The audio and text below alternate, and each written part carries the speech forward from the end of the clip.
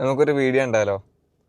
ഞാൻ മുസ്ലിമായി ജനിച്ച വ്യക്തിയാണ്. മരിച്ചു കഴിഞ്ഞാലും മാഷ ഈ കളിയൊക്കെ ഒരു കളിയായിട്ട് മാത്രമേ എന്റെ ലൈഫിന്റെ ഉപജീവന മാർഗ്ഗമായിട്ട് ഞാൻ കാണുള്ളൂ.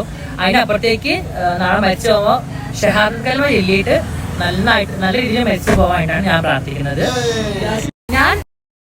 ഇന്ന് നിങ്ങളുടെ മുമ്പിൽ ഈ ഒരു വീഡിയോ ആയിട്ട് വന്നത് ഒരാളുടെ ഐഡന്റിറ്റി ക്വസ്റ്റ്യൻ ചെയ്യാനോ അല്ലെങ്കിൽ ഒരാളെ ഹ്യൂമിലിയേറ്റ് ചെയ്യാനോ അല്ല.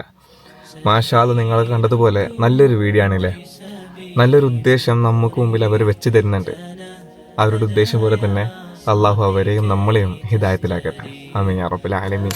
അത്തരത്തിലുള്ളൊരു സ്റ്റേറ്റ്മെന്റ് പറയാൻ അവർക്ക് അർഹതയുണ്ടോ എന്ന് ചോദിക്കാൻ പോലും നമുക്ക് അർഹതയുണ്ടോ എന്ന് നമ്മൾ ഒരു വേള ചിന്തിക്കേണ്ടതുണ്ട് അല്ലേ?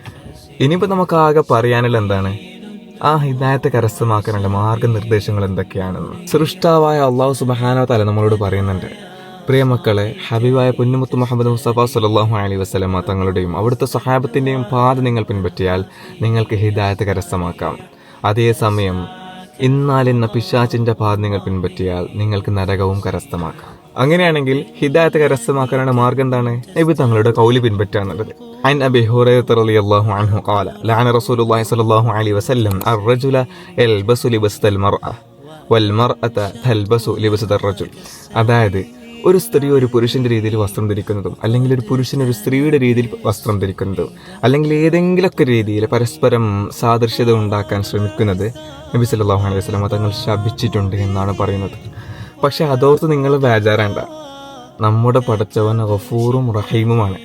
രണ്ട് കൈയും ഉയർത്തി മനസ്സ് തട്ടി ഒന്ന് പശ്ചാത്തപിച്ചാൽ തീരാവുന്ന ദോഷങ്ങളെ നമുക്കുള്ളൂ.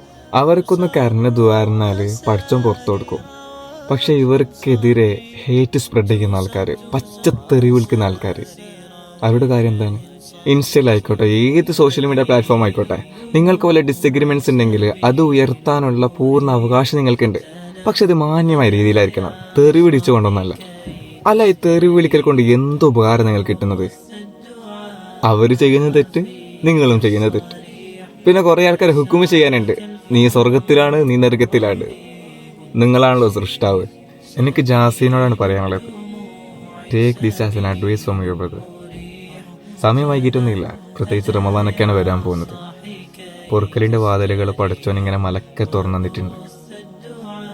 എനിക്കും നിങ്ങൾക്കും എല്ലാവർക്കും ലാ തഖ്നതു മിർ റഹ്മത്തില്ലാ എന്നല്ലേ ഖുർആൻ നമ്മളോട് പറഞ്ഞത്. പരസ്പരം എല്ലാവരും അങ്ങോട്ടും ഇങ്ങോട്ടും ദ്വാരക്കാം. എന്തിനാണ് കുറെ വിദ്വേഷവും കുറെ ഹേറ്റൊക്കെ? എല്ലാവരും പോസിറ്റീവായിട്ട് എടുക്കുമെന്ന് വിചാരിക്കുന്നു. ഇൻഷാ അല്ലാഹ്. Peace out. അസ്സലാമു അലൈക്കും വറഹ്മത്തുള്ളാഹി.